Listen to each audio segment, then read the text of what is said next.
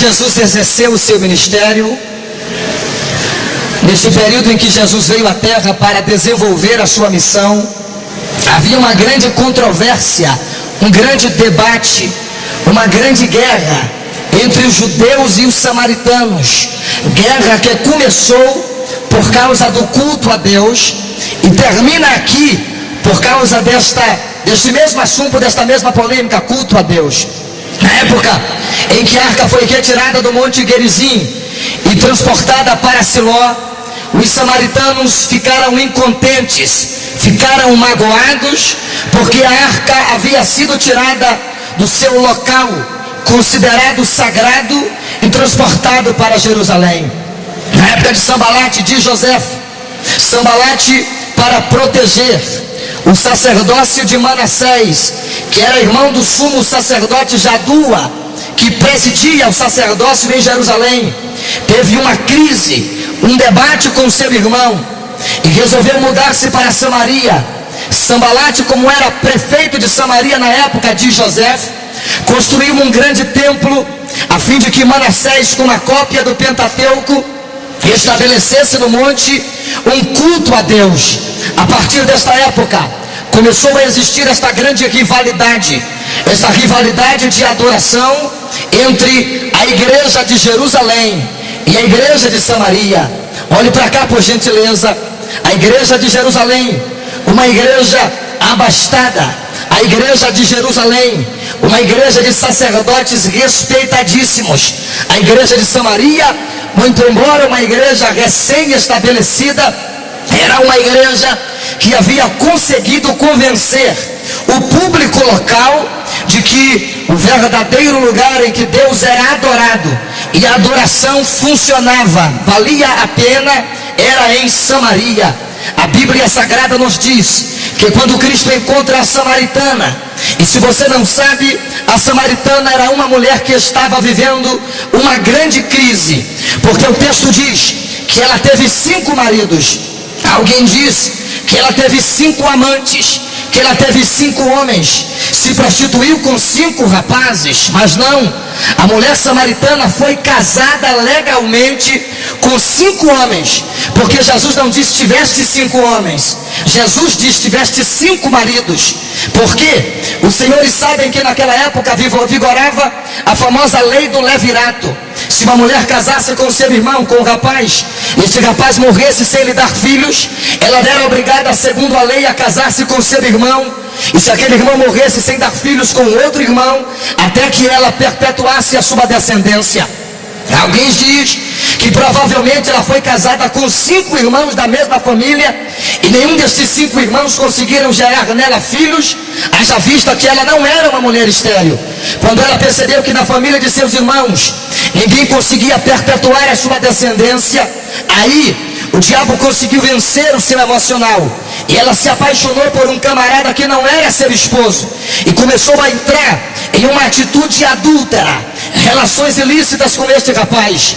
A cidade descobriu, e logicamente quando a cidade naquela época descobre alguém em adultério, eles querem apanhar aquela pessoa para serem apedrejadas.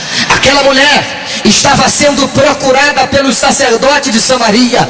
Todos queriam saber onde ela se encontrava para apedrejá-la e puni-la pelo seu ato adúltero, para que isto servisse como exemplo para as demais mulheres da cidade. Na época em que Jesus encontra esta mulher não passava de uma fugitiva da espada sacerdotal. Tanto fugia que o texto diz que ela foi à fonte no horário de meio-dia. Logicamente, não se ia à fonte ao meio-dia. Horário de ir à fonte buscar água é 10 horas da manhã. Segundo a cultura bíblica, era muito natural você chegar na estrada de Siquém e ver multidões de mulheres com seus cântaros enfileiradas próximos ao poço, cada uma esperando a sua vez de retirar a água.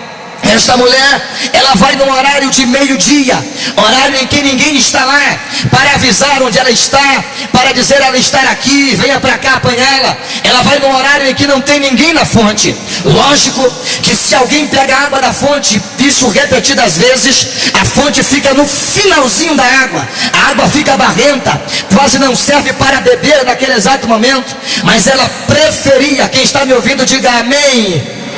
Mas ela preferia beber água barrenta, água impura, água bagunçada por outros baldes, do que ser descoberta, do que ser vista. Olhe para cá, esta mulher era uma adoradora nata. Sabe aqueles adoradores que uma multidão está dizendo cale a boca e ele não está nem aí para nada? Sabe aquele adorador que quando ele dá um glória sempre aparece alguém para confrontar? Sabe aquele adorador que não está nem aí para quem gosta ou não goste? Ele adora Deus em qualquer lugar. Era ela, só que ela estava privada. Por quê?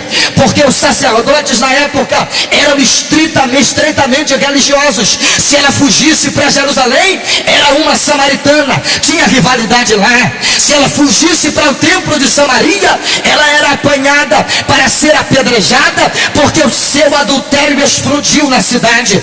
Quando ela encontra Jesus, a sua alma está com sede, e ela olha para Cristo e disse: eu quero saber qual o local exato em que eu devo adorar a Deus, porque nesses dois lugares eu já não posso mais. Dizem que é neste monte onde se deve adorar, mas se eu for adorar lá, eles me pegam e me matam, porque eu adulterei. Se eu for para Jerusalém, sou samaritana. Onde devo adorar a Deus? Onde devo engrandecer o seu precioso nome? Neste debate aqui entre o sacerdote de Jerusalém e o sacerdote de Samaria, falava-se o seguinte: para Deus receber o seu sacrifício, a sua oferta de manjares, você tem que peregrinar da sua cidade até Jerusalém como seu animal a ser sacrificado. É por esta razão que você vai ver no livro dos Salmos os salmos de peregrinação, ou os salmos de romagem, de onde vem o termo romaria, peregrinação, andanças. Eram salmos que os judeus cantavam nas suas longas trajetórias às festas em Jerusalém, e cantavam estes salmos para descontrair da viagem. Olha aqui para mim, por gentileza. Naquela época, os sacerdotes de Jerusalém diziam: traga a sua oferta para cá, porque Deus só recebe aqui. Traga a sua adoração para cá, porque Deus só recebe aqui. Os de Samaria falavam a mesma coisa: tragam a sua oferta para cá, porque Deus só recebe aqui. Traga a sua adoração para cá, porque Deus só recebe aqui. Olhe para cá, por gentileza, querido. Na época em que havia esta grande controvérsia, os sacerdotes de Jerusalém tinham uma vantagem à frente quando se tratava da questão presença de Deus, porque em Jerusalém a igreja sabe perfeitamente que era onde estava localizada a famosa Arca da Aliança. Olha aqui para mim, por gentileza, a Arca da Aliança, este caixote de madeira que representava vitórias para o povo, que dava segurança religiosa para a nação de Israel. A Arca da Aliança estava localizada no templo de Salomão, lá em Jerusalém. E na época em que Jesus exerce seu ministério, os corruptos sacerdotes Anás e Caifás dizem: vocês não adianta vocês irem para Samaria adorarem lá. Por quê? Porque a Arca da Aliança está aqui. Vocês até podem adorar lá, mas vocês sabem que a presença de Deus está em Jerusalém, lá escondida no Santíssimo Lugar. Quero toda a sua atenção para você entender aonde eu quero chegar. Só que na época em que Nabucodonosor invadiu o Judá em 586 a.C. e destruiu completamente a cidade, a partir dali você nunca mais vai ver a Bíblia falando da Arca da Aliança. A arca desaparece do cenário da história completamente. Você vê Joel, um dos profetas menores, dizendo para os sacerdotes: gemei, ministros do meu Deus, entre o alpendre e o altar. Ezequiel viu o dia em que a glória de Deus foi embora, e ele diz no seu livro: via a glória de Deus saindo pela porta oriental do templo. A Arca da Aliança foi retirada do meio da cidade, e a cidade já não tinha mais a glória do Todo-Poderoso. A glória foi embora. Diga para alguém do seu lado: a presença de Deus partiu. Diga para ele, diga. Balance ele para lá e para cá, para ele acordar aí desta maresia. Diga: a glória de Deus se foi.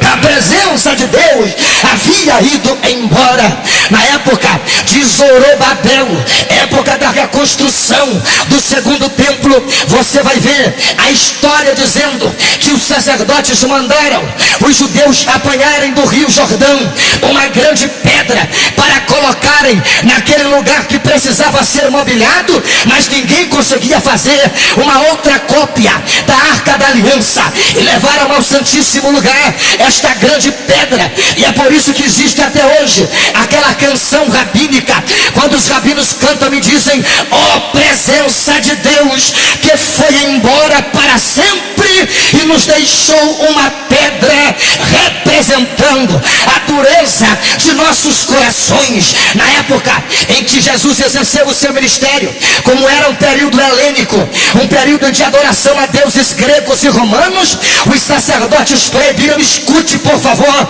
esta mensagem em nome de Jesus, os sacerdotes proibiram, meu querido irmão Rodrigo, os pais de contarem a seus filhos que a glória, a arca já não estava mais no Santíssimo Lugar, para não enfraquecer a fé da nação e ela se sentisse motivada a adorar os deuses de Roma e os deuses da Grécia. Na época em que Jesus exerceu o seu ministério, a cidade vivia uma grande farsa. Os sacerdotes colocaram, olhe para mim por favor, uma grande cortina de 12 centímetros de espessura no Santíssimo Lugar. E quando chegava a época de o sacerdote ministrar ao Senhor, incensar o Santíssimo Lugar, eles olhavam para um canto, olhavam para outro, para ver se ninguém estava de olho, e entrava no Santíssimo Lugar, e lá começavam a chorar diante da grande pedra, e a nação ficava perplexa e dizia: nossa, o sacerdote entrou na presença de Deus, o sacerdote entrou no Santíssimo Lugar, a presença de Deus está lá dentro como sacerdote. Agora olha aqui para meu nariz, a Bíblia Sagrada nos diz que quando Jesus morreu na cruz do Calvário, este grande véu se rasgou de alto a baixo, e alguém diz: o véu se rasgou para nos dar acesso à presença de Deus. O caminho está livre. É uma exegese errada, porque quando o véu do templo se rasgou, Jesus estava dizendo para a nação: olhem lá para dentro, no lugar da presença de meu Pai, agora só existe uma pedra, a glória se foi, a presença partiu. E se alguém desesperado abraça Jesus e pergunta: e agora? O que nós faremos se a presença de Deus foi embora? Afinal de contas, se ela não está mais lá dentro, onde é que ela está? Jesus responde em Mateus 18:20: onde estiverem